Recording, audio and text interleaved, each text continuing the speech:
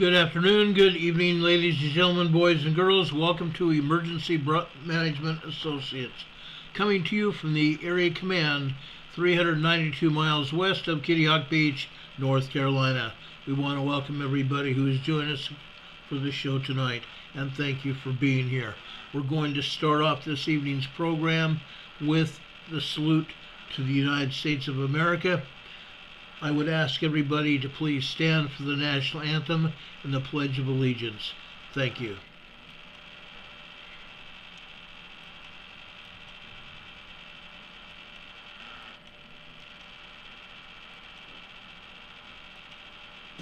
I pledge allegiance to the flag of the United States of America and to the republic for which it stands, one nation, under God, indivisible, with liberty and justice for all. Now would you make welcome, straight from Washington, D.C., the United States Army Corps Quartet. Yeah.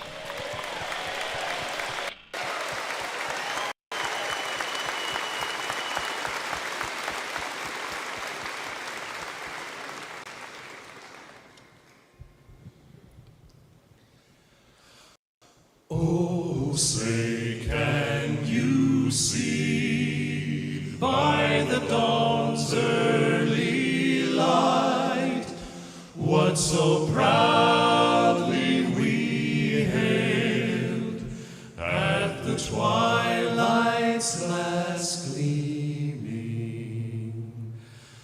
whose broad stripes and bright stars through the perilous fight o'er the ramparts we watched were so gallantly streaming,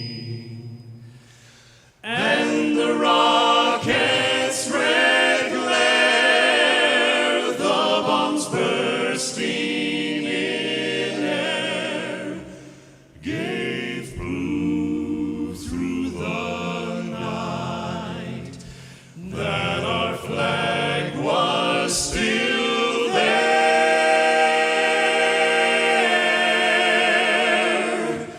Oh, say does that star-spangled banner yet wave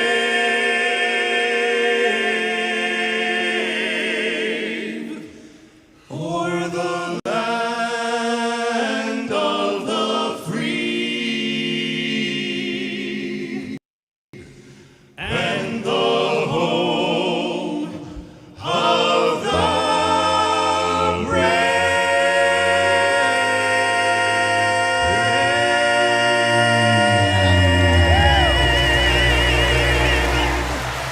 Oh yeah! Come on, folks, let them know it.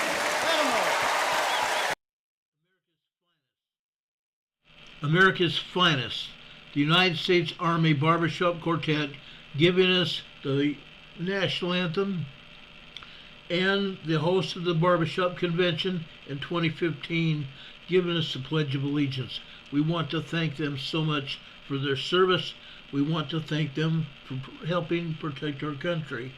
We want to thank all of our men and women, wherever they might be, here in the U.S. or abroad. We want to thank all of our members of our allied armed forces as well, wherever they might be. God bless them. God bless them with protection, that they might return home to their families after their tours of duty end. And thank you, gentlemen and ladies, for your service. You are greatly, lovingly appreciated here, now, and forever. Thank you so much for your service. We appreciate it. God bless you all. Folks, I just saw in the chat a few minutes ago that you would like to hear these gentlemen give out a Christmas hymn. I love Christmas. I love Christmas music. It touches our souls. Yes, I get a little bit choked up. I love Christmas. It's very plain to you and me both. I first want to give a minute or so and give people a chance to still get in here. We got a couple Christmas cards yesterday in the mail. This one comes from Rob52. We appreciate him being a member of our family here on the EMA program, and we also want to thank him for his friendship here. Joy to the world. The Lord is God. Beautiful Christmas card. A thrill of hope. The weary world rejoices. Have a blessed Christmas. Have a wonderful holiday season, Rob and Michelle. Thank you so much for that beautiful Christmas card. And it's not the only one that we got. We got another, well, actually we got 3 cards. This one comes from Linda Covington. She sent us a Christmas present and a beautiful card. This is a beautiful thing. God's gift is still the greatest gift ever given. It has a story in here called The Gift of the Magi. And I'll be using this Sunday for our Christmas program. Yes, Sunday we're going to be doing a Christmas program at approximately 6 p.m. Sunday evening. So I would ask all of you to please stand by for that. Invite your friends, invite your neighbors, invite your family to see our salute to Christmas 2023. It's a beautiful thing. We also got another card in the mail here. This came from our dear friend Laura and John from Oregon. On the back side of this card, peace on earth is possible with love. They have a horse ranch and a huge garden, or should I say, a field where they're growing their own vegetables and doing great works. Beautiful horses. They've sent me a picture. I've got it here on the wall in back of me, showing one of her horses that she has raised. A beautiful card here. A beautiful Christmas card. John and Laura, we love and appreciate you very much. On the inside, TJ Crow's about our year. Laura and John, a family, worked on an off-grid cabin on the Big Island of Hawaii. Concert on the ranch.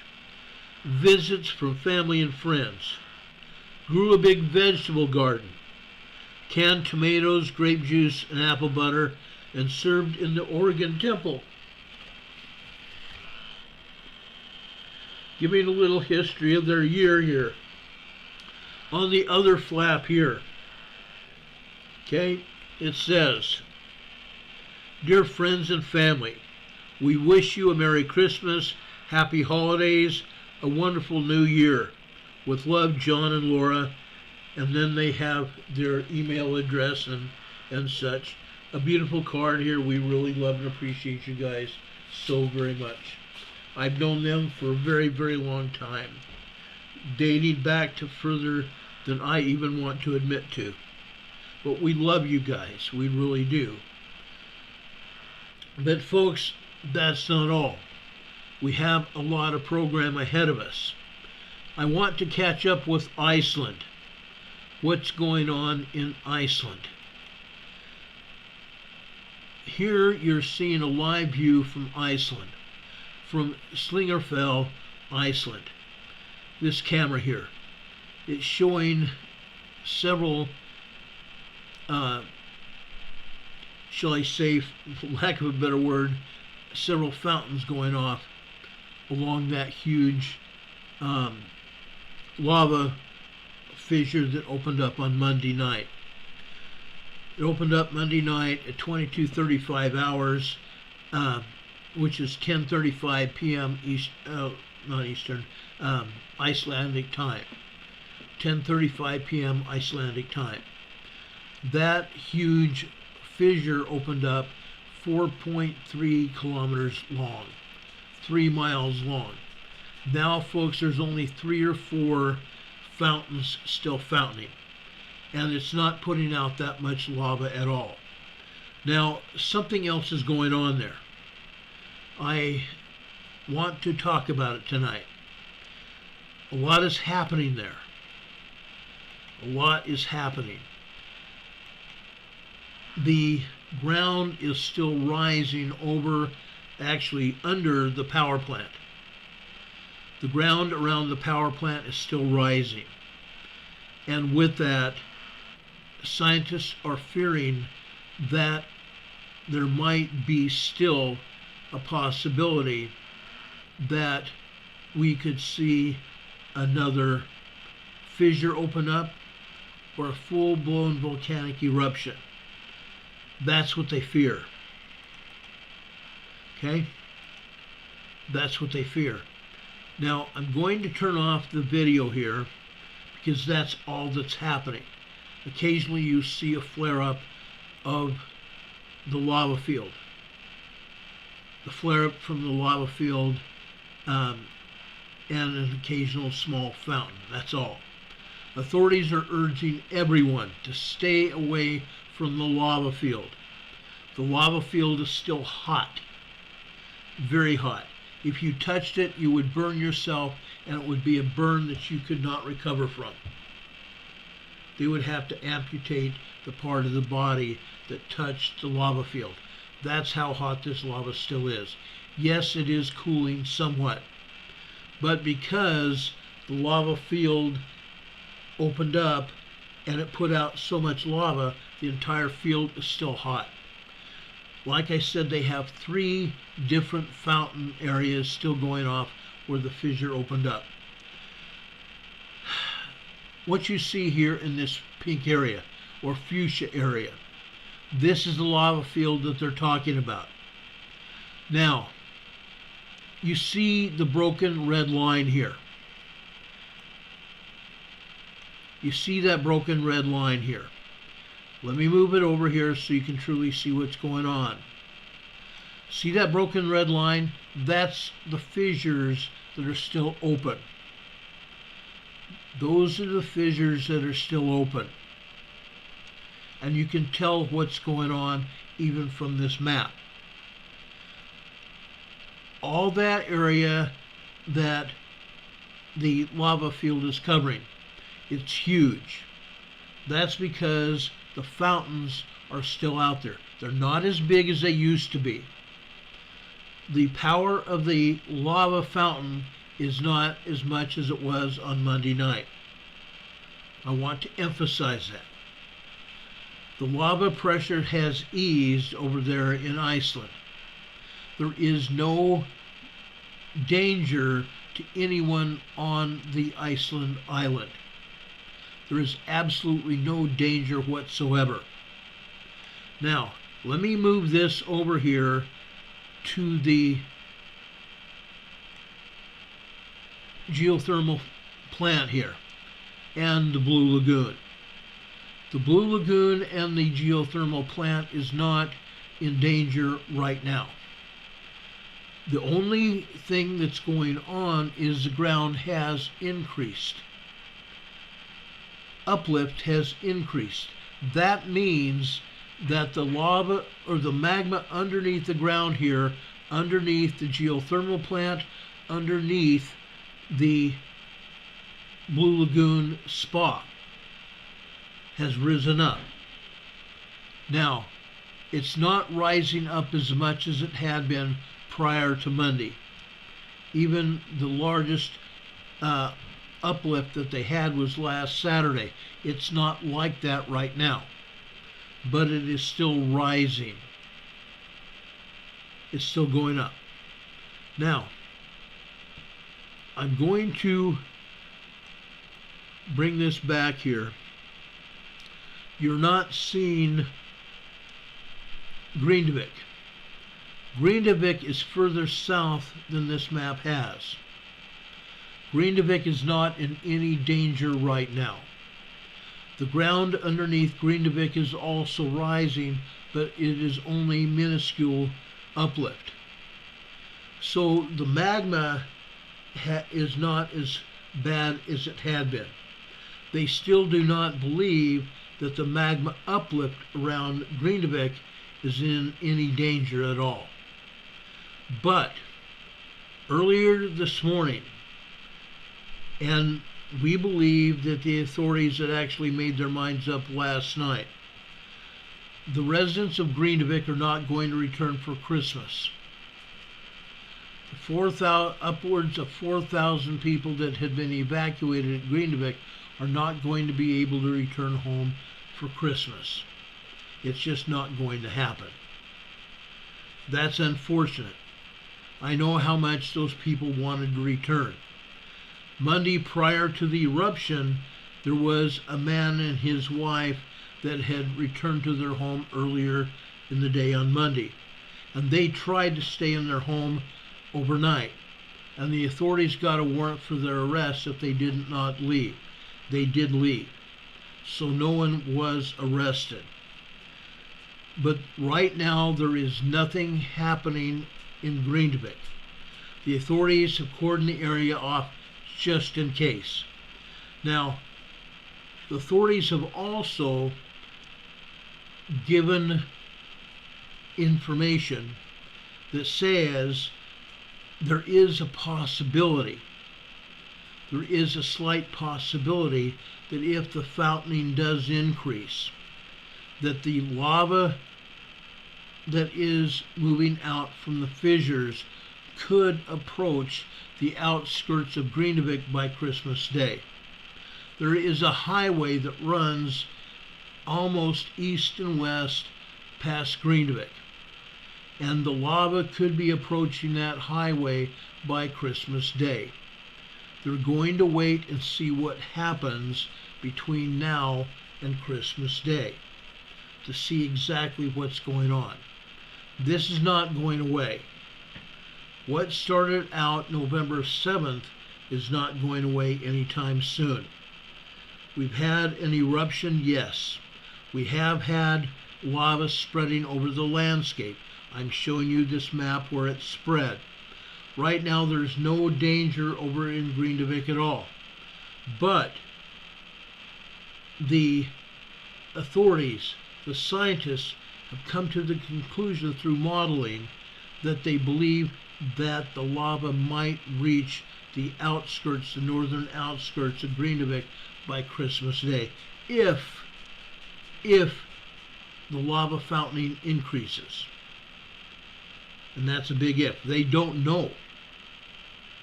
They honestly don't know. And this is a big question. This is a huge question. Now, I was in contact with one of the scientists earlier this morning. I've been in contact with two others.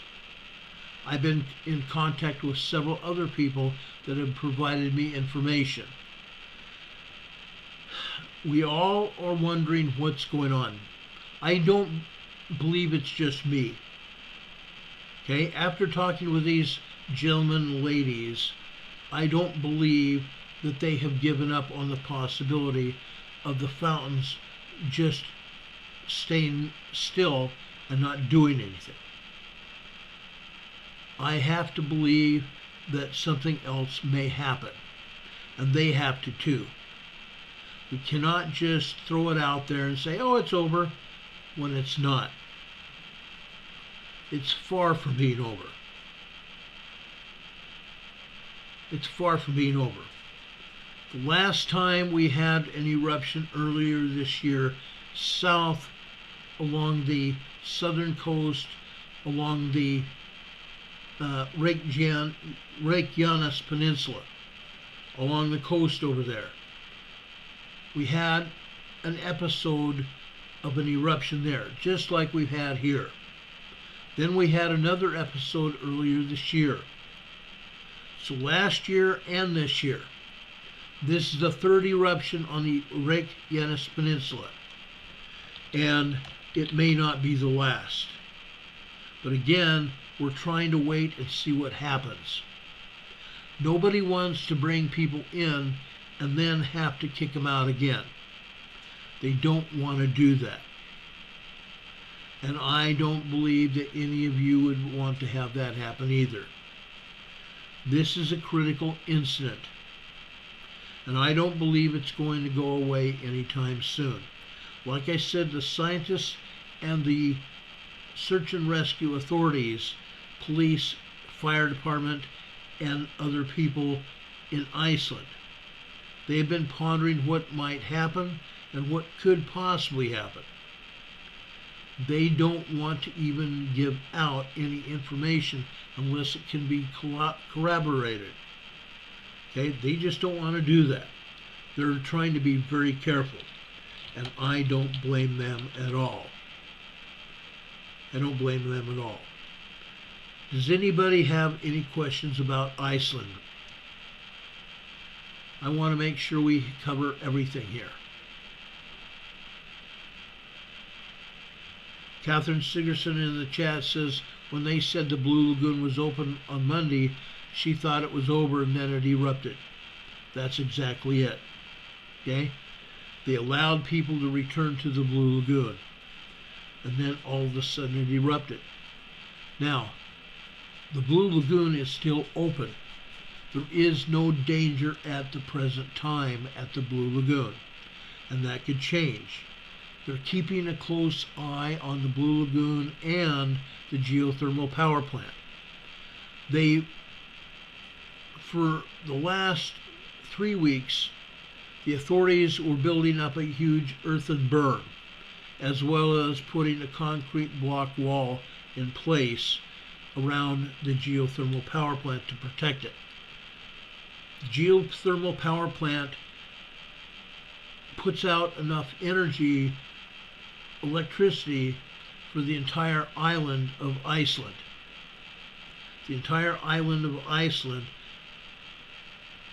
is being powered by that one geothermal power plant. There are 23 different turbines that are being powered by the steam from the volcano, the upper magma chambers of the volcano. And the steam turns the turbines, provides the electricity for the island, but not just that. The steam also provides hot water for every family on Iceland. Every family, every hotel, every building, every home, everything. That's why they've taken such measures to protect the geothermal power plant. They have put up a small berm to protect the Blue Lagoon as well. They're contemplating putting a berm on the north side of Grindavik to help protect the city. I believe what they're doing now, they've got the plan in place. I believe what they're doing now is waiting to see what money that they can put together to put that berm into reality. So that's what's going on there. Any other questions? Catherine, that was a great statement, and I'm glad you said that because I wanted to explain what was going on there. They don't want to risk anybody's lives. That's the biggest thing. They don't want to risk anybody's lives. Hurricane Heather just came in the chat, says, Merry evening, greet Sir Ron and Ime family. Thank you so much for that, Heather. Merry Christmas to everybody here. I have a special treat for you after this program is over, by the way, just so you know. We appreciate all of you here. We appreciate all of our mods here as well. Any other questions about Iceland? I want to make sure that everybody is aware of what's going on. I believe it's our duty to put out this information. I got up early this morning to speak to people from Iceland, and yes, the people in Iceland are pretty fluent in English. I will give them that. They're very fluent. and they do a great job. One of the other things I wanted to show you before I leave Iceland today, one of the things I have to show you is an earthquake map. Let me reduce this map in size a little bit. This is a map of all the earthquakes that have hit Iceland today. Every one of them. You notice the earthquakes up to the north of this map, up towards the top of this map.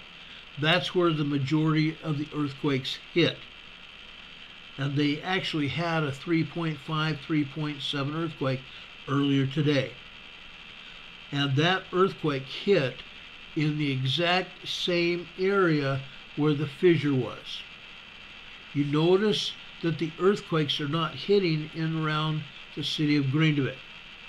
You can see on the map the city of Grindavik. There was only one small tremor that hit on the north side of Grindavik, but not in the city. These are the earthquakes that have hit in the last 24 hours. Now that's not the only thing that's happened. I want to show you earthquakes that have hit within the last 2 hours. Look at this. Again, the majority of the earthquakes that have hit are along the fissure. You see 3 earthquakes up here to the top. Those are along the fissure. There are 2 other earthquakes that go out to the east. Those earthquakes out to the east are on the edge of the lava field. Okay? Then to the south, there is one earthquake in the center here. Let me see if I can image it here so you can see it. Okay? It's right there. It's nowhere near Grindavik at all. But it is on the edge of the lava field again. On the southern edge of the lava field. So that lava field is something that they're going to watch very closely. Okay? Earthquakes happen because magma is pressing in and pressing up through the crust and erupting. That's why we're having these earthquakes. And these earthquakes could continue for a very long time. They also think that there is a possibility that the eruption could continue for a long time as well. The eruption on the southern part of the Reykjanes Peninsula has stopped. It started in 2022. We reported on it. It started again earlier this year. We reported on it. But that part of the eruption stopped. The magma plume has moved north. And that's why we have the fissure that opened up today. It's basically even further south than just a fissure opening up, with a main fissure that opened up in the south and caused a volcanic cone. There is a volcanic cone here along the southern part of the fissure. That's because of all the magma that erupted out of it. But the pressure of the magma has lessened a great deal. We only have light fountaining occurring at the present time. Now, Iceland is about 4 hours time away from us. So right now, it is approximately 11 p.m. Icelandic time. As we go through this, if there's any other changes here in the lava field or other statements from Iceland, I will try to put it on the air for you, so you'll have the information. Richard Smith is using my dang phone tonight. Grr. Yeah, I understand that totally, absolutely, totally. My phone plays games with me all the time. Any other questions about Iceland?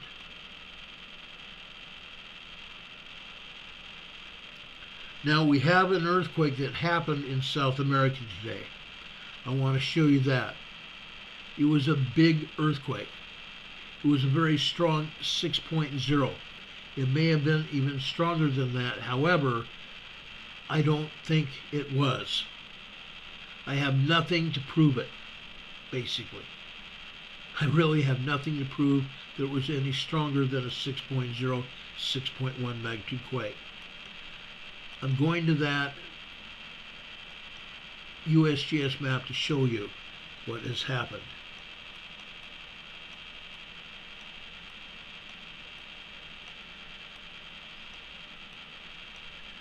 The problem with the USGS map is it is not accurate by any stretch of the imagination. We've talked about this before. This is where the earthquake happened.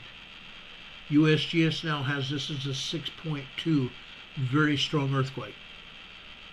5.0 to 5.9 are considered to be a very large earthquake. 5.0, 5.9 are considered to be large earthquakes. A 6.0 to 6.9 are considered to be very strong earthquakes. That's what this was today. This is over in the Andes Mountains. Okay?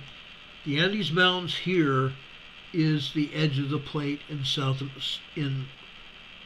West South America. Edge of the plate. That's why this earthquake hit here. A 6.2 earthquake. 11 kilometers southeast of Iray, Peru, or Iray, Peru. Okay? Iray, Peru. It's just barely at the top of the Andes Mountains. It's almost in the foothills. Not quite. There are volcanoes in this area as well. Right here, for example. Okay? That is supposedly an extinct volcano. But there are volcanoes all over the Andes Mountains. Magma is going to the volcanoes. There is a deep magma plume down in the South Pacific. The magma plume rushes magma from deep in the Earth's core all the way up into the Earth's crust that we walk on. The Earth's crust is approximately anywhere from 39 to 69 miles deep. Below that is where the plastic magma is. It's called the asthenosphere. The magma is coming up here to the volcanoes. We talked about that before.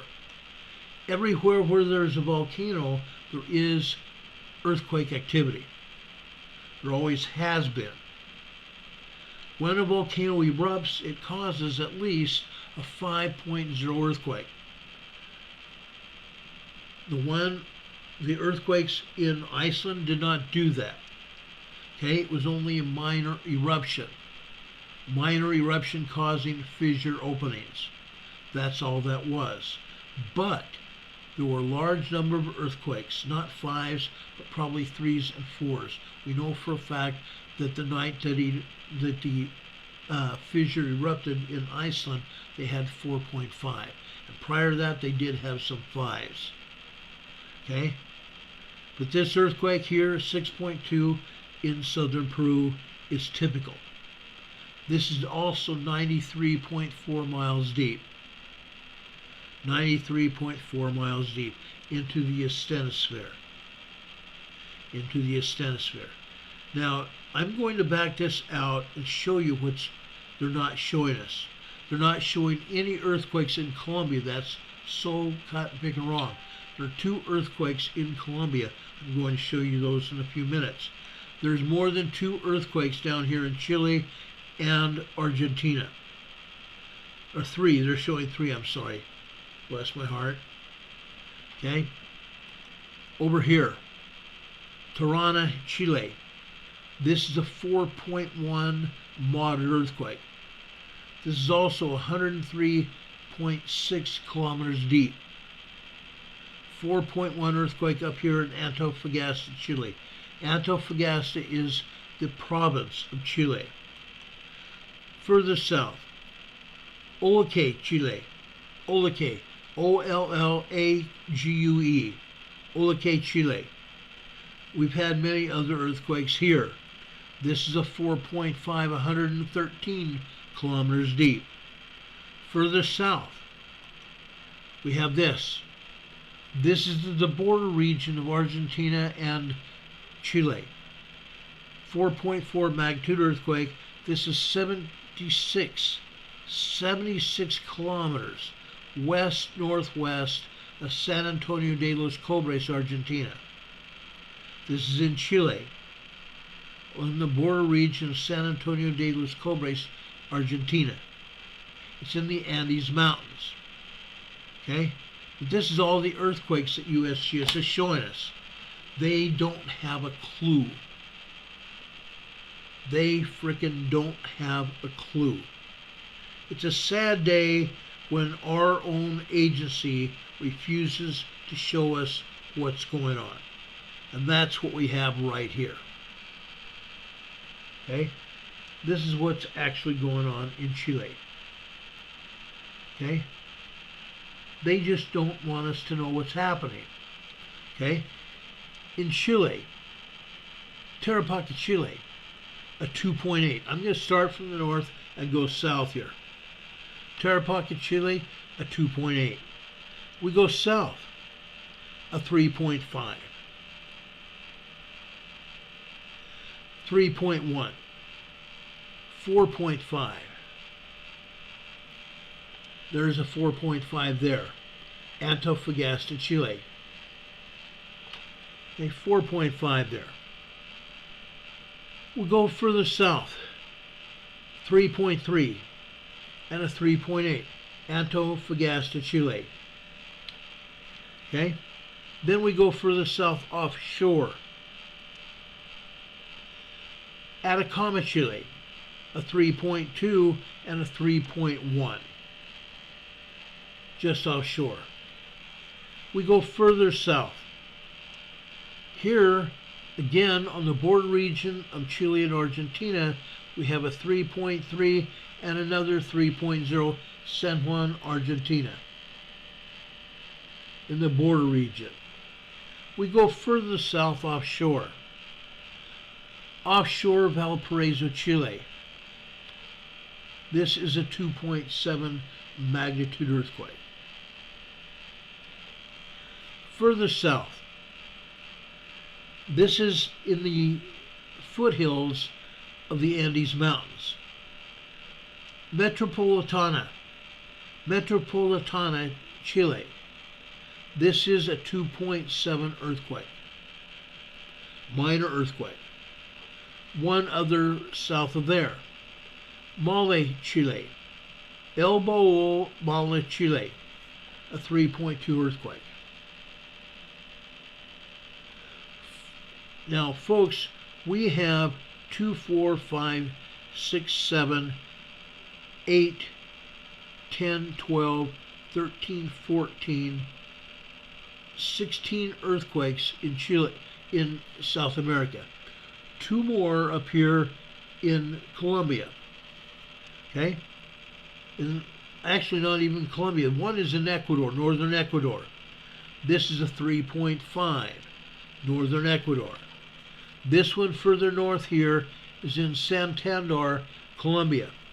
This is a 2.5. 16 earthquakes in Chile and Ecuador and Colombia. They show us 4 earthquakes. 4 out of 16. They must think we're stupid. They must think we're stupid. Richard Smith says seismic patterns are forming and they're setting in. You're right. You're absolutely right. All of the tectonic plates all around the world are moving. That's why we're getting earthquakes like we're doing. Like we're having. A lot of earthquakes everywhere. And it's sad, but our own agency won't report them. It's sad. The USGS is reporting a moderate 4.7 offshore of El Salvador over here. 76 kilometers south-southwest of Incapuca Incapuca, El Salvador, on the Cocos Plate. On the Cocos Plate. Like I said, the entire world is moving. Every tectonic plate is moving. One tectonic plate either pushing, subducting, well, pushing, by pushing I mean it's pushing the plate along, pushing the other plate along. That is called mountain building. Mountain building. In some cases, for example, when the Pacific is subducting and taking a deep dive under the North American West Coast, the North American plate on the West Coast. When it's deep diving, there is some pushing which creates mountains. Or in the case of, for example, the Sierra Madre Mountains, that area, it's uplifting the mountains. There is some uplift. And it's proven. You can go to the USGS GPS sensors and you can see where the uplift is occurring in the mountains. It's always the case. It's always the case. In the case of up here in the Pacific Northwest, not only is the Pacific plate subducting, but we also have the Juan de Fuca plate, the Farallon plate, subducting under southwestern Canada and Washington and Oregon. Subducting. We cannot have volcanoes without subduction going on. It's impossible. It's literally impossible. Notice that they're not showing any earthquakes at all in the Pacific Northwest. Tomorrow we're going to show you there's plenty of earthquakes in the Pacific Northwest that are happening. They're just not showing them. Sad. Canadian Patriot One Dave saying just like the world is pushing all the like-minded people together. You're right. You're right, Dave. It's so cut and pick and true it's not funny. Now I want to show you this in Alaska. Never before in our history, have we shown Alaska as barren when it comes to earthquakes. I can't even believe USGS is doing this. They know dadgum well. And yeah, I get a little bit PO'd about it. They know dadgum well this Alaska has 65 to 100 earthquakes every day. Every day. Ranging from the northern part of Alaska all the way down to southern Alaska. And for them only to show 4 earthquakes over here? What a joke. What a frickin' joke. The problem is they're causing the EMSC, European agency, also not to report earthquakes. Unreal. Over here just off the southern coast, southern east coast, excuse me, not east coast, southern west coast of Alaska. Elfin Cove, Alaska. This is a 3.0 earthquake. 3.2 miles or 3.2 kilometers deep. Over here, they call this Funny River, Alaska.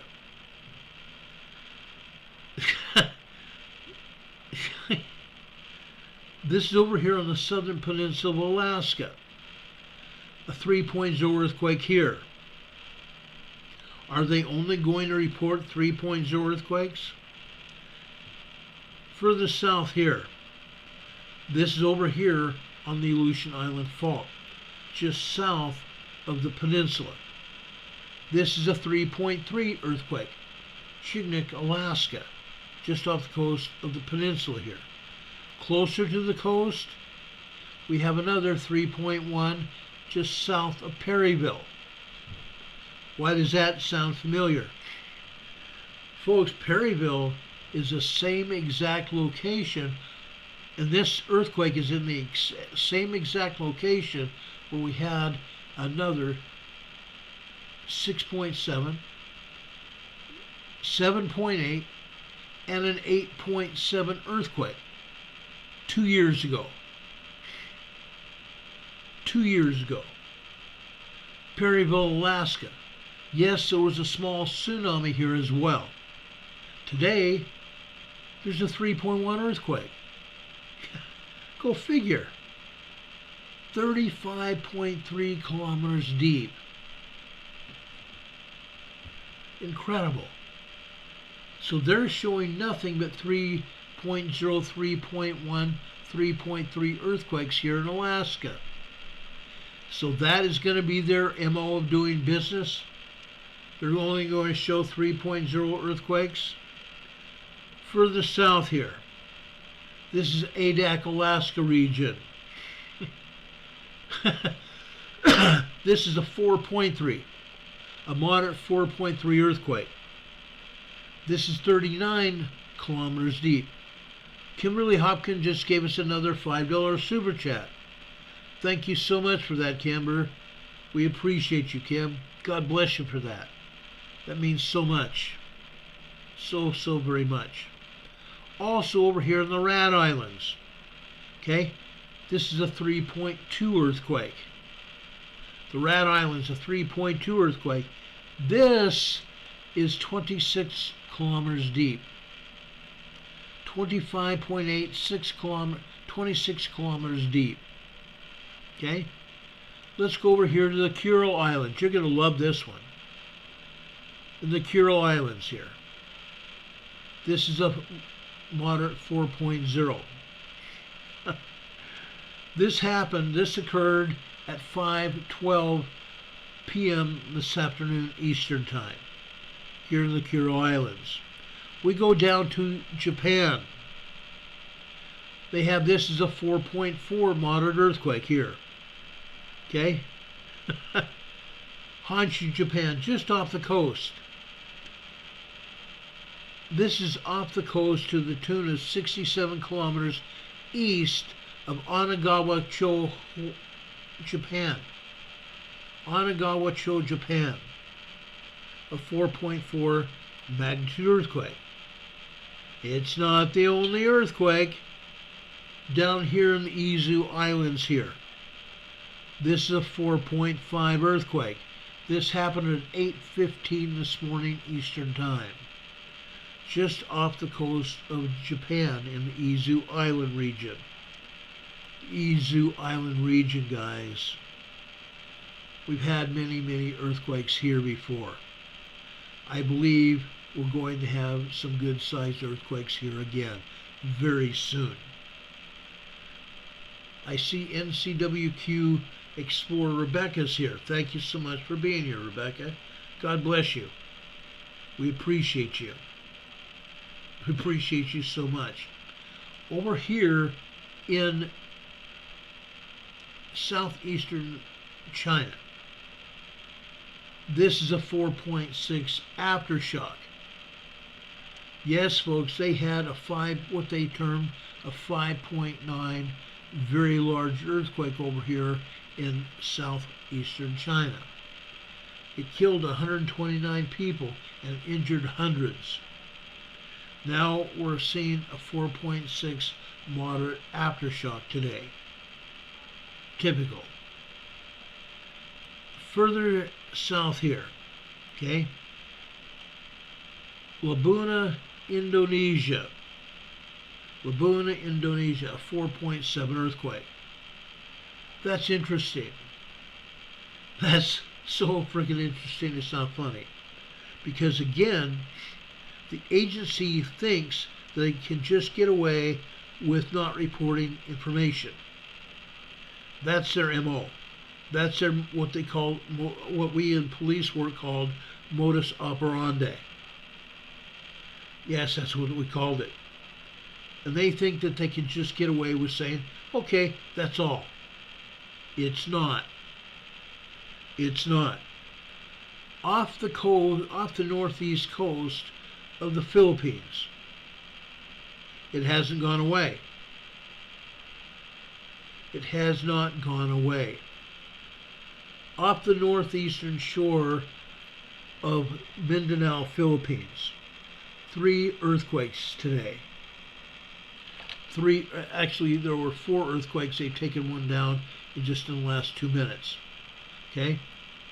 These are aftershocks of a 9.0, 10.0 earthquake that hit here 3 weeks ago. This is a 3.2. The other 2 earthquakes here are 3.0s. But these are aftershocks of a 9.0, 10.0 earthquake that hit here 3 weeks ago. They're not going to stop. They may be reduced to 3 or 4 earthquakes a day, but they're not going to stop. And I don't believe even the EMSC is reporting everything. I believe we've had many more earthquakes, but the EMSC is not reporting them. The USGS is not reporting them, but the EMSC is at least acknowledging that there are earthquakes in the regions. Okay? I want to show you this. Indonesia. Look at all the earthquakes here in Indonesia, and yet they are reporting one. One lousy earthquake in Indonesia. A 4.7 moderate earthquake. There's a bunch of earthquakes here. Okay? From northern Sumatra down here to southern Java and up into northern Indonesia. A bunch of earthquakes. Now, we've had, let's see, 2, 4, 6, 8, 10, 12, 13 earthquakes here in Indonesia. 13 earthquakes. We've had 2s, 3s, and 4s in this region. 2s, 2.5, 2.7s. Here's a 2.6 here. Okay? 2.6 just southwest of Java. Over on the northern side of Sumatra. This is a 3.0.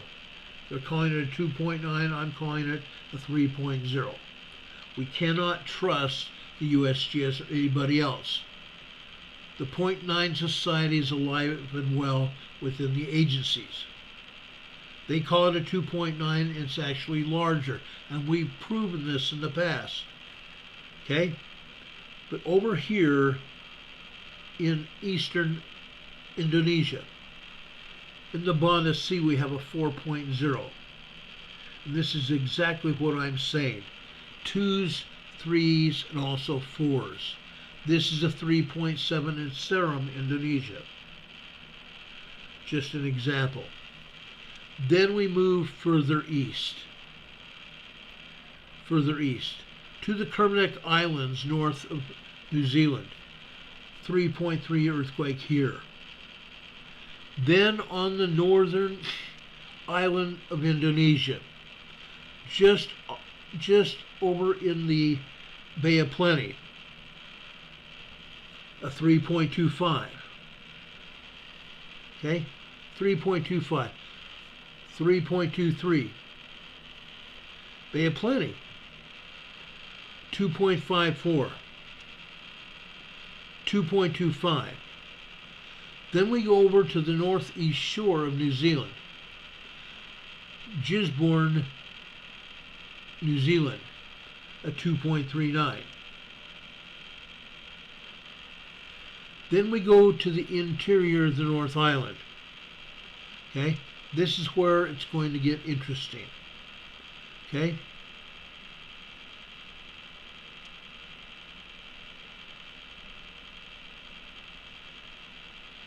This is a 3.1 earthquake. This is just west. This is about 25 miles west of Topo Volcano. Topo Lake.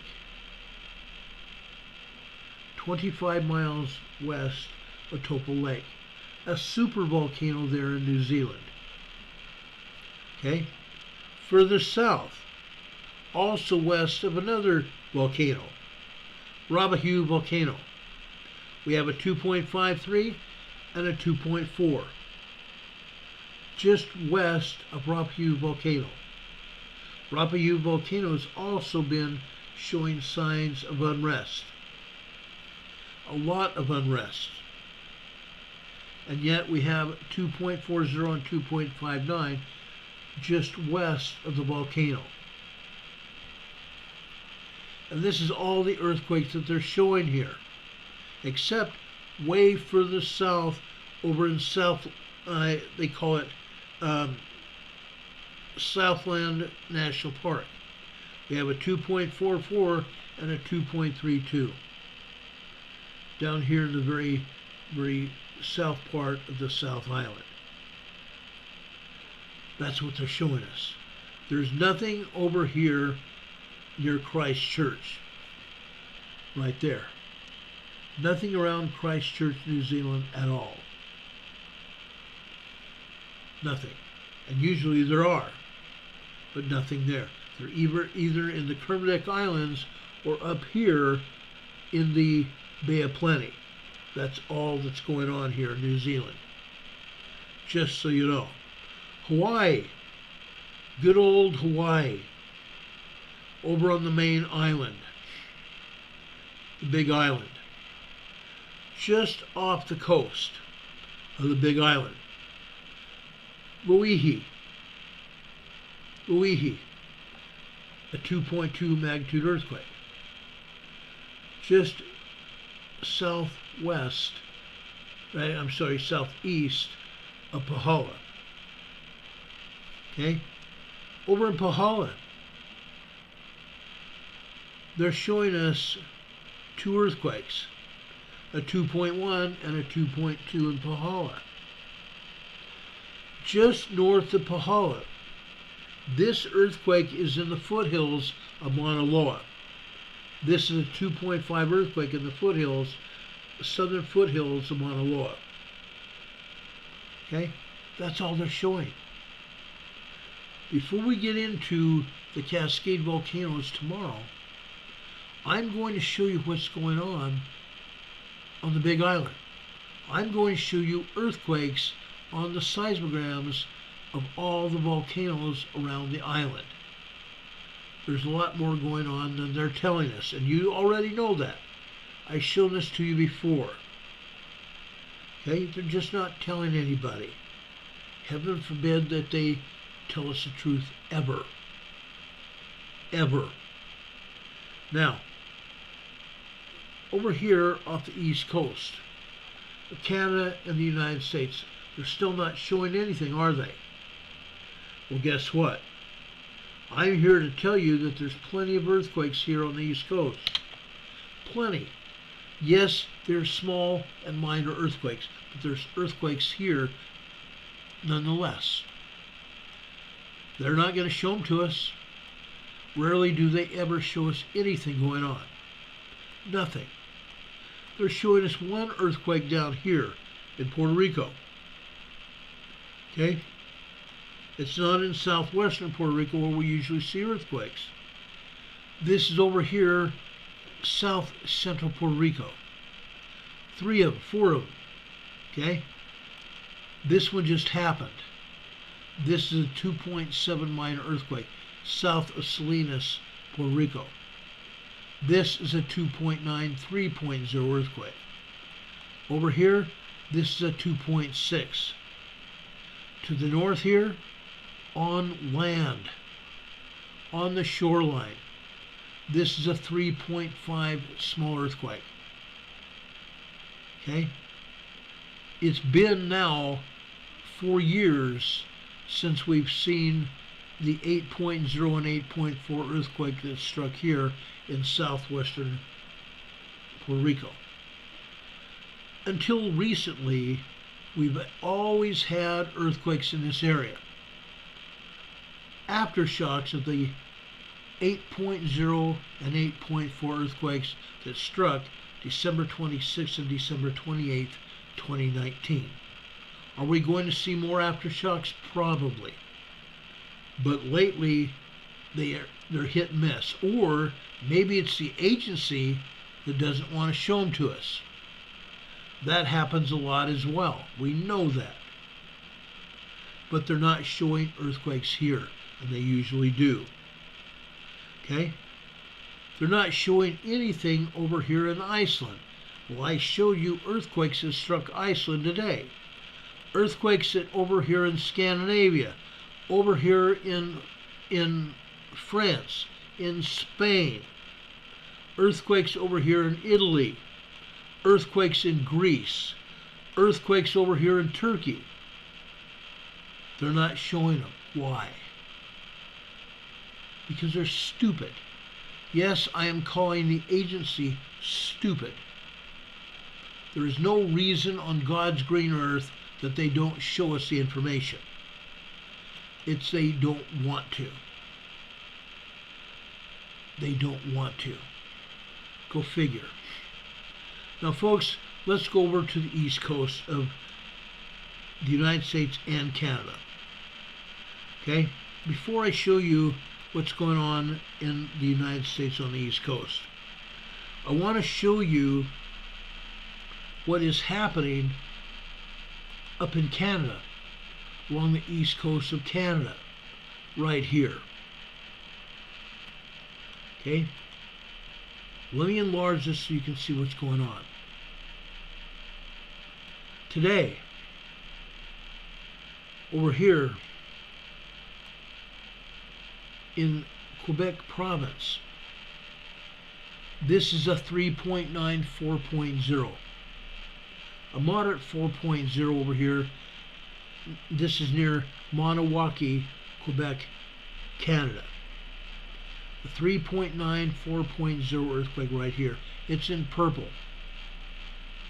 Yes, we do get earthquakes here. You can see these yellow ones here. Those are a week ago. The brown ones are within the last 24 to 48 hours. Okay? But you can see earthquakes here, and there's actually a lot more than this, but I reduced this map down so we can see this. Okay? There are earthquakes here. A 3.9 4.0 earthquake over in Canada today. Southeastern Canada. It's happening all over. It's literally happening all over. Now, I'm going down to Virginia. I want to show you earthquakes in Virginia. We're going to go from Virginia south. Okay? Accomack, Virginia. Let me reduce this in size as well. Look at what's happened here in Accomack, Virginia. It's incredible what they're not showing us.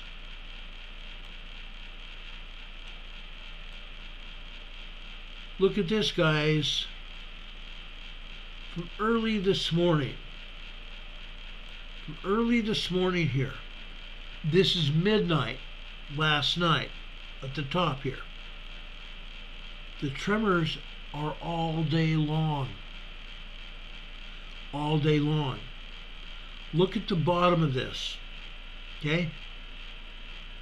This green line here on the far left is 11:45. Over here in the middle, 11:50 a.m. this morning. Look at the tremors. The tremors have gone on all day long here in Accomack, Virginia. They continued this afternoon as well. Extraordinary activity, Accomack, Virginia. Look at that. The USGS is not showing any of this, are they? They would be showing us anywhere from 1.8 to 2.0 earthquakes. 1.8 tremors to 2.0 earthquakes. They're not showing them. Fascinating. But they don't want to show us. Now, before I go any further, why are we having earthquakes on the East Coast? The Atlantic plate, where we see the Atlantic Ocean, that is the Atlantic plate.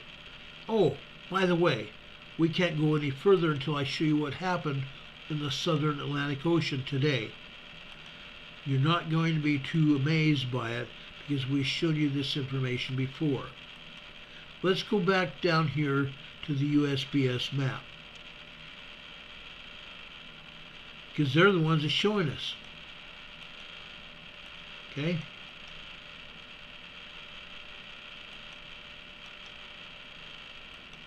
Let's go down here to the south. Folks, this is the South Sandwich Islands. This is a large 5.6 earthquake, a mid-range 5. This is a big earthquake.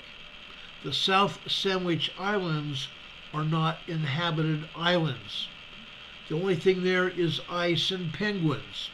Occasionally scientists will go over there. They don't stay there very long because it's also very windy and cold. Ice cold. Nobody lives in the Kermadec Islands. But we're having a 5.6 earthquake there.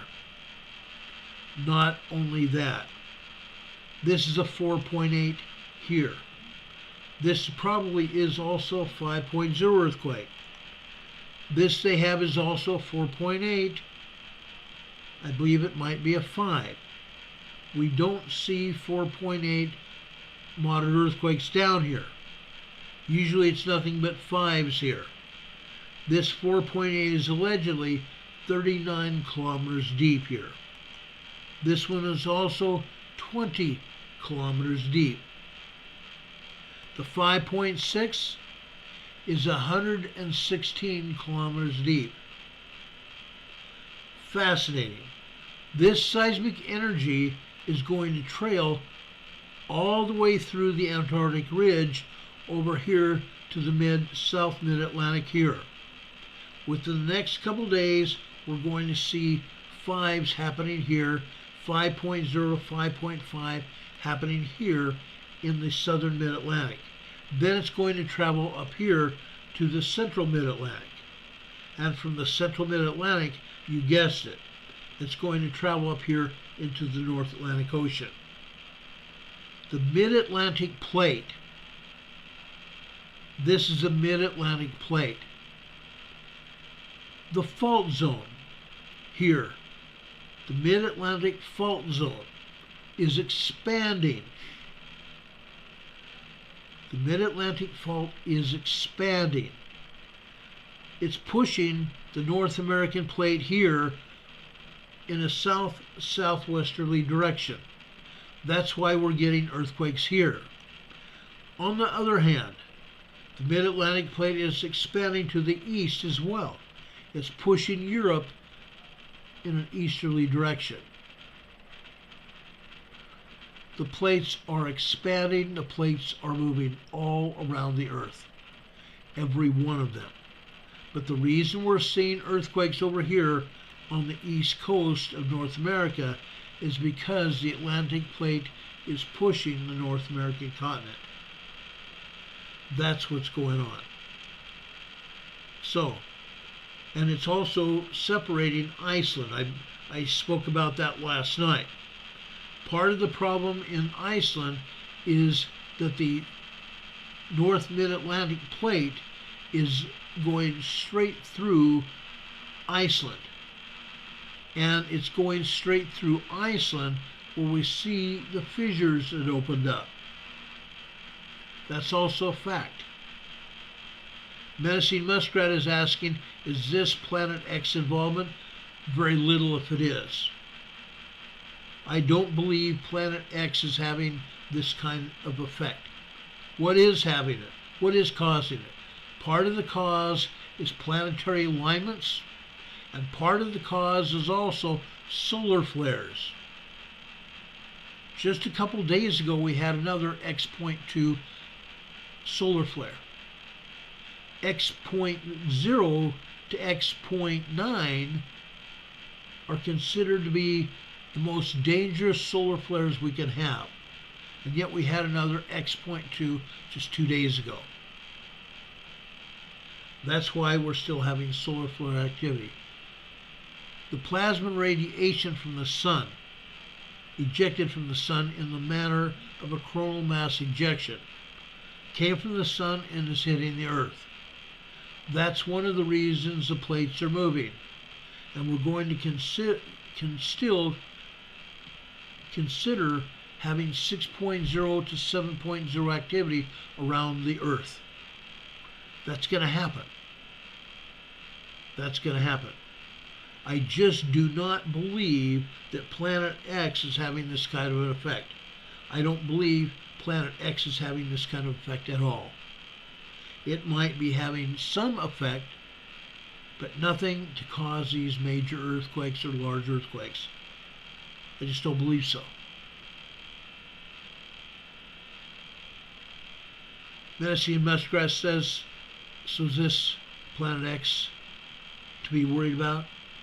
Not right now. Not right now. Now I'm going to try to set up an interview with one of our citizen scientists to talk about Planet X. I'm going to hopefully get him in here either on Friday or next week. So we'll see what happens. But Planet X, I don't believe we should even be worried about right now. I just don't believe so. Now, some people might say, oh, Ron, you just don't believe in Planet X. Folks, there is nothing. There are no actual pictures of Planet X. The pictures supposedly of Planet X have been doctored. Every picture that's out there of Planet X has been falsified. I don't see any current information about it. I know it's out there. I know for a fact Planet X is out there, or the brown dwarf. But I don't believe it's having this kind of effect to cause earthquakes and other things happening on our planet. Okay? I just don't believe that. Like I said, I will bring our citizen scientists in to talk about Planet X probably at the latest sometime next week. Okay? This is Accomack, Virginia this afternoon. Notice there are times when they shut off the seismograph. That's unheard of. Why are they shutting off the seismograph? Are they afraid of something? Are they afraid that we're going to see something that they don't want us to see? Yeah, pretty much. But we're still seeing active 1.5 to 1.8, 1.9 tremors here this afternoon. I don't see any 2.0s here this afternoon, but this morning there was. Okay? Accomack, Virginia. Let's continue here.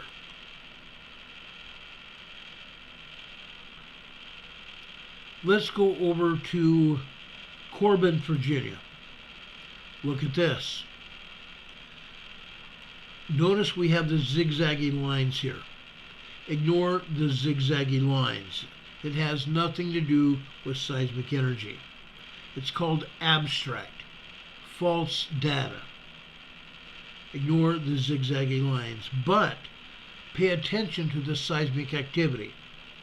When we see seismic activity such as this that happened earlier this morning at 5:58, 5:59 a.m. this morning, actually 4:58, 4:59 this morning, over here on the right hand side. This is just tremor activity. 1.0, 1.2, 1.3 tremor activity here. And you can see other tremor activity here as well. Then, later this morning, just after 7:15 on the red line here on the left. 7:15 is over on the far left. This would be 7:17 here. That is 1.3, 1.4 activity. Tremor activity. And you can see other tremor activity here as well. Okay? Corbin, Virginia. Let's see what they have to say here in Corbin, Virginia this afternoon. Look at this. More tremor activity. Again, the Atlantic plate is pushing the North American plate in the south-southwesterly direction. And you can see the tremors here. Again, you can also see that they're turning off the seismograph for extended periods of time.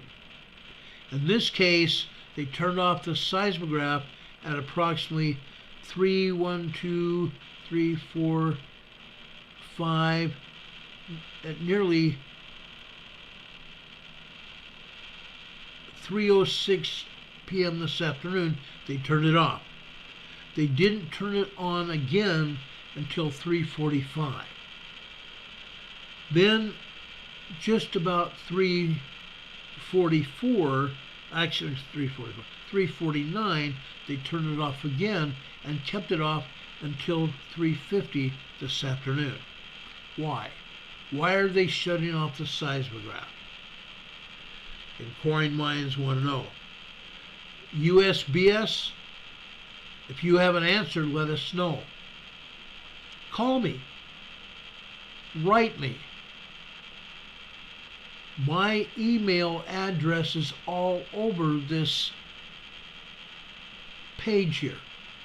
It's in the program description, just towards the top of this program description below our video here. Write me, USGS. Tell me why you're turning off the seismographs. We want to know. Let's go here to Hurt, Virginia, H-U-R-T, Virginia. Look at this. Again, ignore the abstract here, these, zippity-doo-dah lines here. Ignore all that crap. Over here, I want to point out later this morning what we had here. I'm going to enlarge this so you can see it. Over here at 9:29 a.m. this morning. This, folks, is a 2.3, 2.4 earthquake. 2.3, 2.4 earthquake. Why is it not being reported on the USGS map? Inquiring minds want to know. Then over here, just after 9:33 this morning, we have more tremor activity. In this case, 1.6, 1.7 tremor. It's right there. Why are they not telling us about it? What's going on here? Menacing Muskrat is also still asking questions about the Planet X. This time Menacing Muskrat is asking, is Planet X the destroyer? No, it's not. I wish people would stop filling everybody's brain with Planet X going to destroy the world. It is not. It is not going to destroy the world. This is another planet that has entered our solar system. It's not hell-bent on destroying our world. It's not hell-bent on destroying us. Okay? It's not going to happen. And if it is, it's not going to happen for a very long time. Until scientists, and I'm talking scientists, real honest-to-goodness scientists, come out and say what Planet X is doing. And they're not.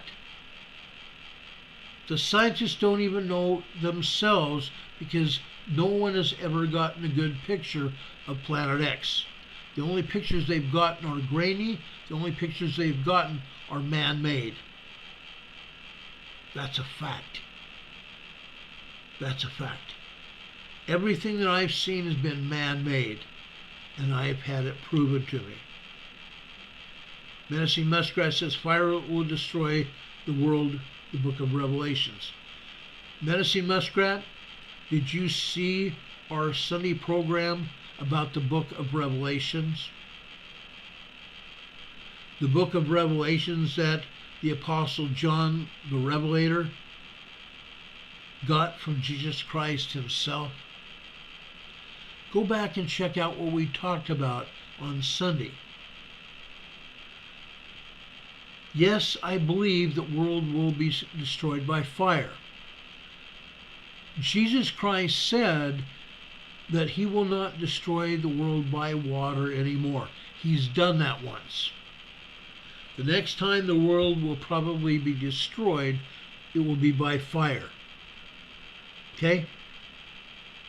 Deborah G says, biblically an asteroid will hit. Prove it.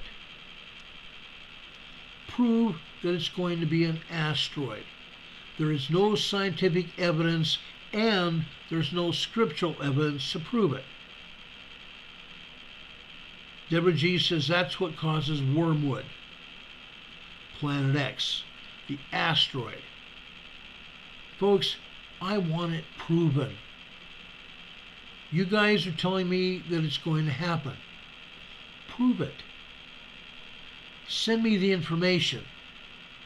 Send me the information, and in fact, if you want to, I will bring you onto the air and let you explain it. I have no problem doing that. I would love for someone to explain it to everybody.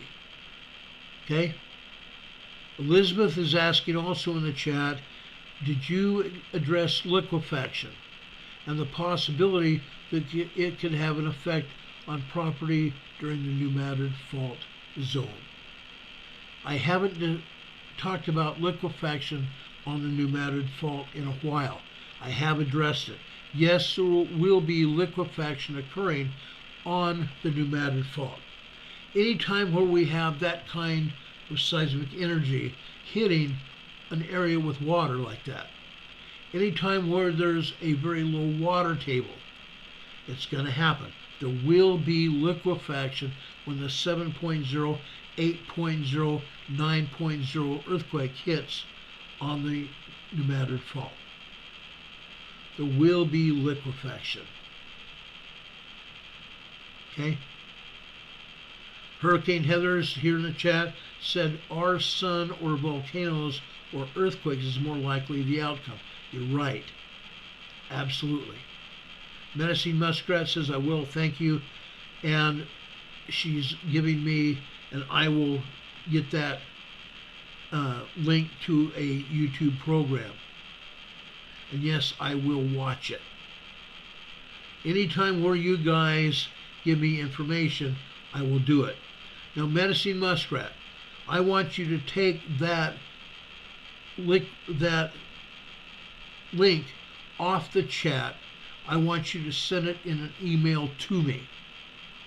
Please send it in an email to me. I will not allow, and I can't allow, anyone to send a link on this channel. I'm not going to do it. I just removed it.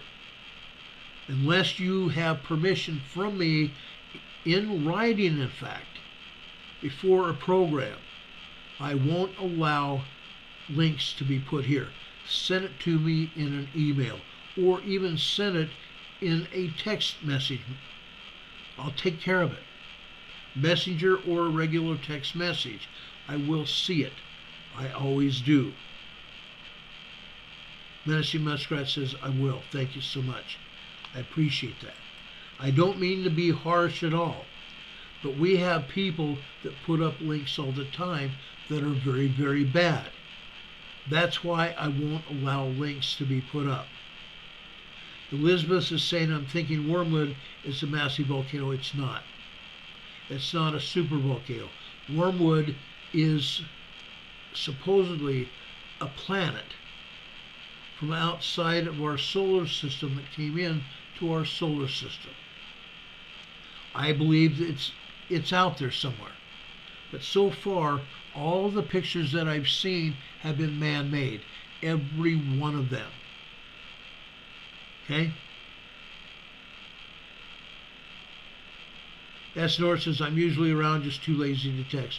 Not a problem. I appreciate you, dear heart.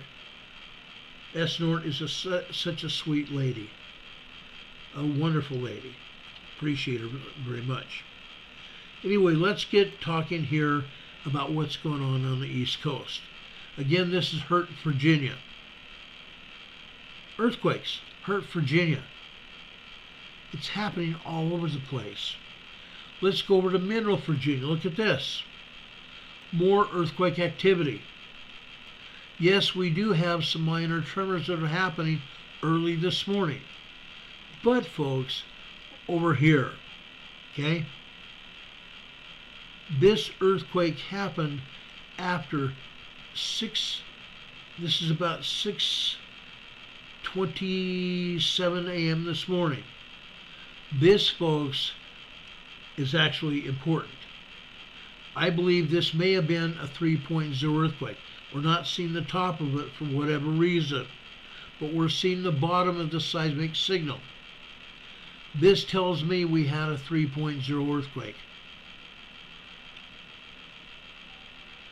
In Virginia, Mineral, Virginia. Mineral, Virginia. Okay? Earthquakes. This morning. Elizabeth says, I'm talking about Revelation, turning water bitter, just my thoughts. Yes, Jesus Christ did that. Jesus Christ did that, and it was a revelation to everybody. Christ wanted people to understand what he was talking about. Okay? Medicine Muskrat says, question. This eclipse that's coming in April 2024 has an ice volcanic comet with it. Explain it to me. I'm not going to explain it tonight. Send me the information you have. I'll look at it and I will talk about it next week. Okay? I will talk about it next week. I appreciate you putting that here. I appreciate you bringing questions to us. Send me an email and I'll take a look at it and we'll talk more about it. Okay? That's Mineral, Virginia, guys. There's more. Look what happened this afternoon. More 3.0 earthquakes, huh? This earthquake in the red here. Just after 4:05 p.m. this afternoon. A 2.9 to 3.0 earthquake. Then again, after 5 p.m. tonight, approximately 5:13 p.m. tonight, this afternoon, this evening, another 3.0 earthquake. Then, nearly 2 minutes later, this is either a 2.8, 2.9 earthquake as well, close to a 3.0. Hurt, Virginia. This is happening because the Atlantic plate is pushing the North American plate in the south-southwesterly direction. Okay? Richard Smith says he found his repeater offset information today and the downlink, uplink frequencies. That's great. That's so cool, Richard. That's awesome. Messy Muskrat says, so you agree that we are witnessing last days? Of course I agree with that. Absolutely, we are in the last days. Okay? We are in the last days. Now, before I continue here, you guys that are talking about the last days, you need to go over and follow our Sunday school classes. If you go over and follow our Come Follow Me Sunday school classes, you will understand that yes, number one, I am a Christian. Number two, you're going to see us explain biblically, scripturally, what's going on. We are in the last days. This past Sunday, we talked about Revelation 6 through 14. 6 through 14 is part of what I want to call the Revelation trilogy. Revelations 1 through 5 is the beginning of what John the Revelator was talking, and he's talking very beautifully, very, very eloquently about the Savior and what's going on. Then the second part of Revelations, Revelation chapter 6 through 14, he's talking about the tribulation leading into the time right before Christ comes, when people will be destroyed. Mountains will be turned flat, and flat areas will be turned into mountains. Okay? Go back and listen to and contemplate what we talked about this past Sunday. Yes, we are in the last days. I absolutely believe that. I do not believe that we are much into the tribulation yet. If we are in the tribulation, it's just started. Okay? I believe the sixth seal has been opened up. I talked about that Sunday as well. We talked about all of the seals. We talked about the trumpets. We talked about, and we're going to continue to talk about, the angels opening the vials and pouring the vials onto the earth. That's coming up a week from Sunday. Okay? I want to make it very plain and clear. This coming Sunday, we're talking about the birth of the Savior, Jesus Christ. One of my favorite topics. We're not going to be having Sunday school class at the normal time. Our Sunday school and Christmas presentation will be at 6 p.m. on Sunday. So meet us there. We'd like everyone to be there.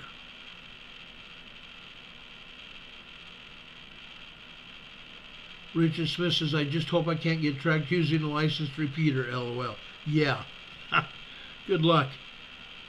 With all the licensed repeater operators that are out there, there is a good chance you could get caught by a licensed repeater operator. Okay? Just saying. Anyway, guys, that is in Virginia. There's plenty of information here of what's going on. Roseland, Virginia, right here. More tremors happening here. And it's more frequent, too. Again, ignore the zigzag abstract here. It's trash. It doesn't mean anything. But you can see the tremors making their way through the trash. Okay? Roseland, Virginia, this afternoon. The same as here. The trash is not as bad on this particular seismogram here. But you can see the tremors that we're talking about here. Okay, that's Virginia. Let's go over to North Carolina. Okay, it's getting late. It's already 8:15 on the East Coast. It's 6:15 over in the Mountain Time Zone, and it's 5:15 over in the Pacific Time Zone. Let's go over to Roland, North Carolina. Look at this. I just got through showing you Virginia. We showed you some 3.0 earthquakes in Virginia. We showed you a lot of tremor activity. Well, guess what we have here? We have tremors and we have full-blown earthquakes. These are not 3.0s, but these are minor earthquakes happening here in North Carolina. Roland, North Carolina. Look at this. All happening after 10 a.m. today. Prior to that, you can see tremors here. Very, very minor tremors. 1.0, 1.1 tremors. That's it. Then all of a sudden, we have these earthquakes here. after 10 a.m. to 12 noon today. Okay? Unreal. Roland, North Carolina. Let's go look at Roland, North Carolina this afternoon. Guess what? Earthquakes continued this afternoon, didn't they? Look at that. Menacing Muskrat says, I have another question. So when that solar flare came off the sun and it went to Mars, what happened to Mars and the other planets? Okay. Mars, Earth, and the other planets react similarly to plasma radiation. Plasma radiation can cause earthquakes. It can cause heating of the plates. Most planets do have plates. They do have inner cores to the planet. They heat up the inner cores. They do cause earthquakes on those planets. Okay? Now, we only have 2 or 3 seismographs on Mars. No, I have not been monitoring Mars when the CMEs erupt on Mars. CMEs don't erupt on Mars, they erupt on the sun, and when they go out to Mars, it does cause earthquakes. NASA has talked about it.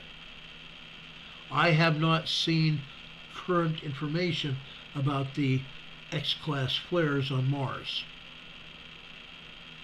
Okay?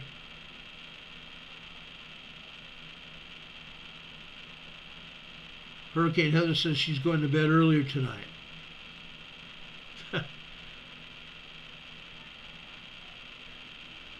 Elizabeth says she's going to bed. Elizabeth, have a good night. We appreciate you being here. Anyway, guys, North Carolina is being rocked. Look at that. Some of this activity is 3.0 activity. 3.0 earthquakes. A lot of this is minor earthquakes and tremors. You can see it here. Seismic energy is happening here in North Carolina. Let's continue.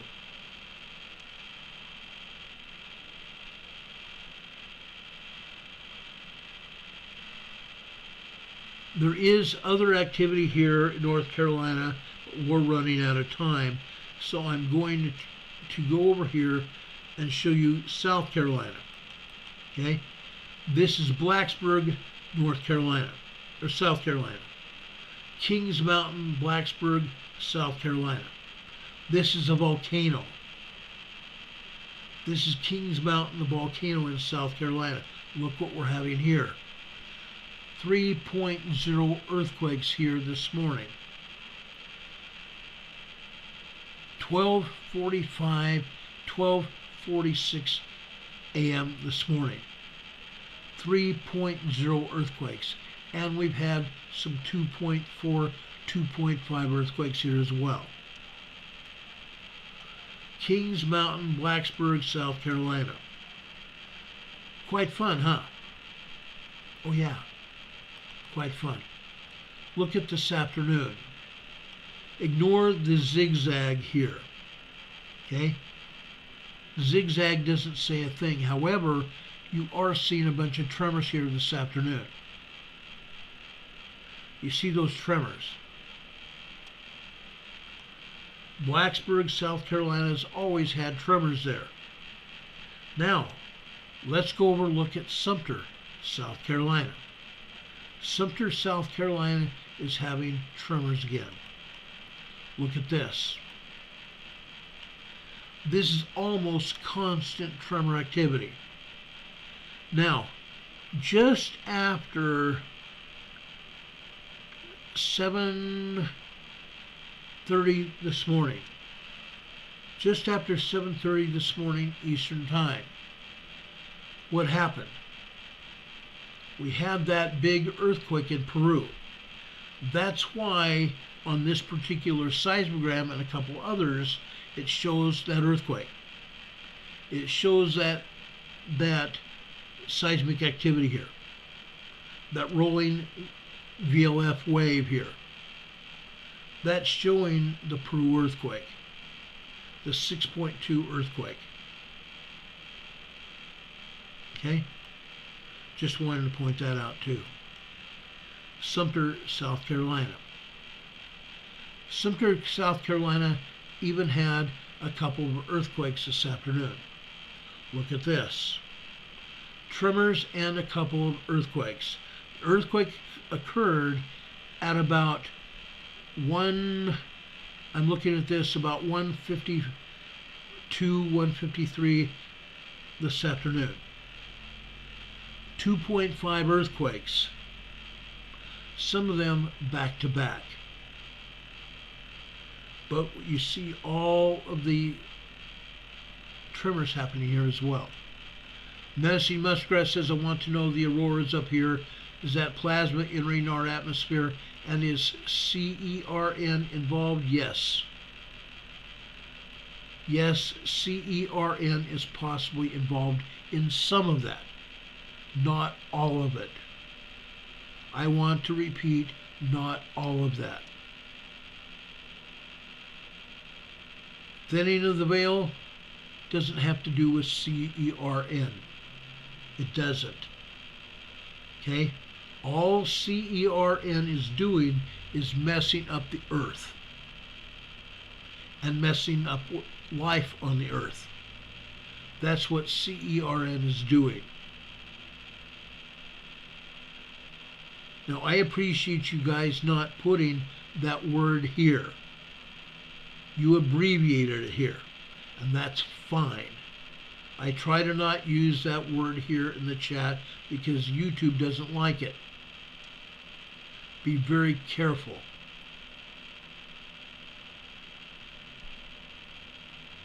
Don Patoka is saying, Muskrat, Menacing Muskrat, ask Wages World. Ask Mark in Wages World, because that is part of his program. That is what he talks about. Yes, occasionally I'll get into CERN as well. Okay? Tonight, guys, please, please pay attention to what we're talking about. I don't want to get off on tangents such as CERN or wormwood or anything else. We're talking about earthquakes on the East Coast. Okay? I'm trying to show you that the Atlantic plate is pushing on the North American plate. The Atlantic plate is expanding from the middle out, east and west. Okay? That's what's going on here. Okay. I showed you Virginia. I've showed you North and South Carolina. Let's go over here to Georgia. Let's go over here to Savannah, Georgia. Look at this. Look at the tremors here in Georgia. That is a lot of activity. Actually, a ton of activity. It's amazing. Savannah, Georgia has been having this for quite some time. Okay?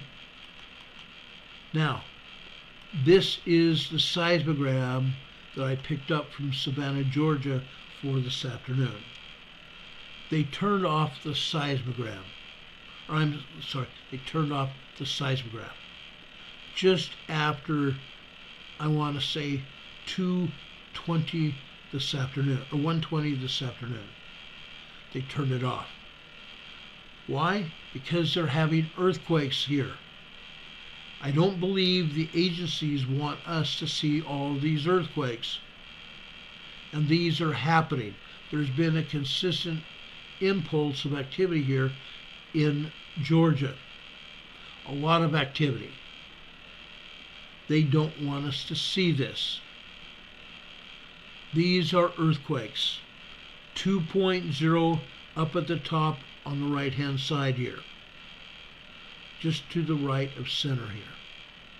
Then down here after 12:30. Let's see, 1, 2, 3, 4, 5, 12:36 this afternoon. A 2.8, 2.9 earthquake. And there's more, especially after 1:03 this afternoon. I believe this probably was a 3.0 earthquake. Menacing Muskrat says, I wasn't meant to be rude. I don't think you was rude. Please don't misunderstand me. You're not rude. Yes, you are a citizen scientist. I understand that. But please, if you have information, send it to me. And if you want to, call and we can talk. Or we can set up a time where I can call you or you can call me and we can talk about this. I have no problem. But what I want to do and what our mods have said to do is make sure that you stay to the subject that we're talking about. Otherwise, we get up on all kinds of tangents and we get nothing done. And nobody really will understand what's going on. Okay? Don Patoga's laughing, says, cat fight aisle 5. No, we're not having cat fights. Demon Catman just put out our email address, and we appreciate that. Thanks so much, Demon Catman. Yes, Hurricane Heather is doing her job, and I appreciate that. Anyway, guys, do you have any more questions about the earthquakes on the East Coast? We've been talking about what's going on the Mid-Atlantic Fault. We've been talking about the Mid-Atlantic Fault causing earthquakes over in Iceland. Yes, that's part of it. And then what happened in Iceland? All of a sudden we saw volcanic activity at the fault line. Isn't that interesting? We have a fault line going on and the fault line is opening up. And all of a sudden we have magma there and lava spilling out of there. Incredible. Incredible. That's what's going on here. Now, folks, before I leave tonight, I told you that I love Jesus Christ. What we've been talking about this past week, we've done a lot of talking about Christ and his birth. I want to talk about a Christmas hymn that was written back in the 1800s. Glory to God on high. Okay? Henry Wadsworth Longfellow, excuse me, Henry Wadsworth Longfellow wrote the Christmas song. I want to play now for you a short video that will illustrate what happened to that hymn and why he wrote it. You're going to like this, I think. At least I hope you will. Folks, this will be the end of our program tonight, but I hope you enjoy this part of our program. This is about 8 minutes long, and you're going to enjoy the music. You're going to enjoy this man here. He narrates this information about Henry Wadsworth Longfellow, who wrote this hymn. Enjoy. God bless you all. I love you all. We will see you tomorrow at the same time, same place. God be with you till we meet again. Good night, everybody. In the winter of 1860, Cambridge, Massachusetts captures the essence of an American Christmas. Under starry skies and between snow-laden pines, proud New England houses push their way through a thick white blanket. Their yellow-orange windows, like Christmas candles, are reflected in the icebound Charles River. In the silence of falling snow, sleigh bells and laughter crescendo as the Longfellow family, bundled in winter wool, is whistled along behind glossy horses. And above them, 1,000 bare branches release a shower of sparkling snow. 5 children giggle with delight.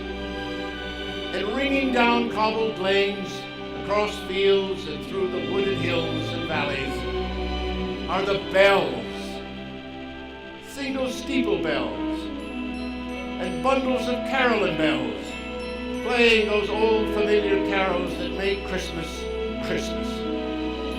To men and women of goodwill everywhere, this is the music of hope and peace.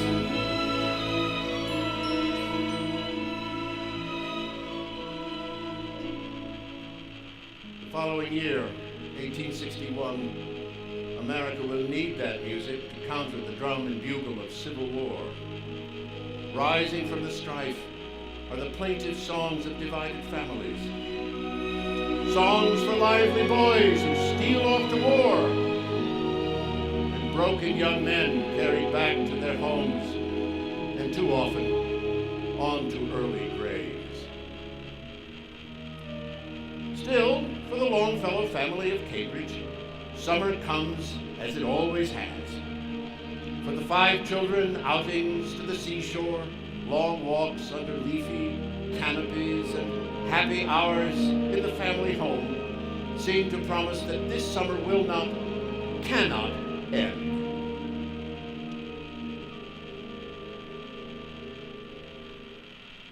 Then on Tuesday, July 9th, a fire in the Longfellow home claims the life of the children's mother, Fanny. Trying to rescue her, her husband Henry is severely burned on his hands and face. 3 days later, Fanny, his beloved wife, is buried on the 18th anniversary of their wedding day, while he is confined to his bed, fighting to live, fighting to want to live. For Henry Wadsworth Longfellow, as one war rages without, another rages within.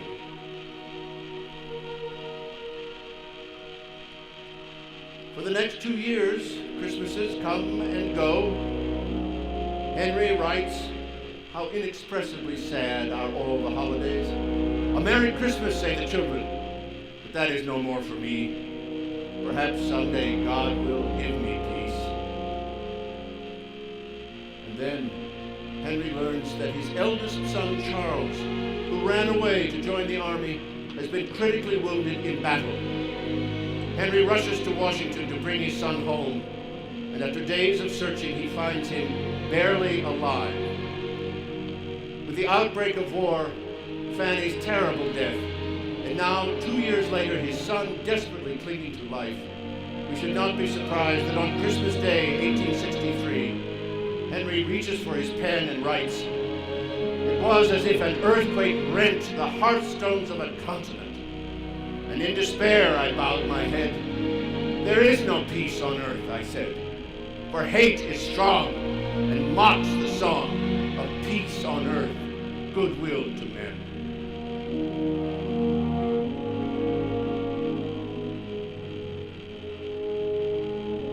Reading his words today, we ask, when conflict rages and pain, grief, and loneliness overwhelm us, where is the music of hope and peace? For Henry, the answer to that question has everything to do with Christmas. After Fanny's death, he had written, "So strong is the sense of her presence upon me that I should hardly be surprised to look up now and see her in the room. Death is a beginning, not an end." On that Christmas morning, it is clear to Henry that war, injury, and even death are not the end. The rising sun turns the icy river to silver, and the windows of the Longfellow home to gold. Henry's children, bundled in winter wool, are whisked past snowy fields, through wooded hills and valleys, along the road to home. They look up, blinking and giggling in the falling snow, and they hear the sounds that make Christmas, Christmas. They hear the bells. From his desk, Henry hears them too. Renewed, he plunges his pen into fresh ink, joyfully drawing it across a sheet of snow-white paper.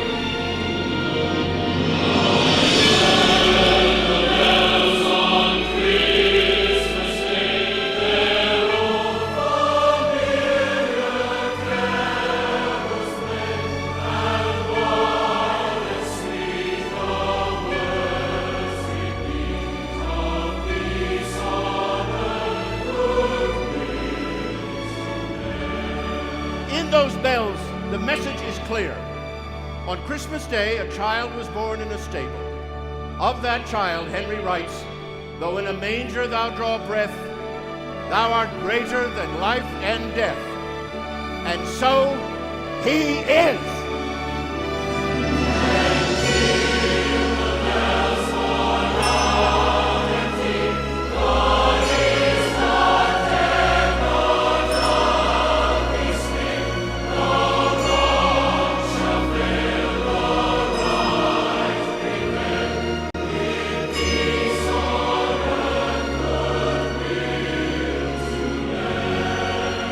The bells ring on, Henry dips his pen again and again.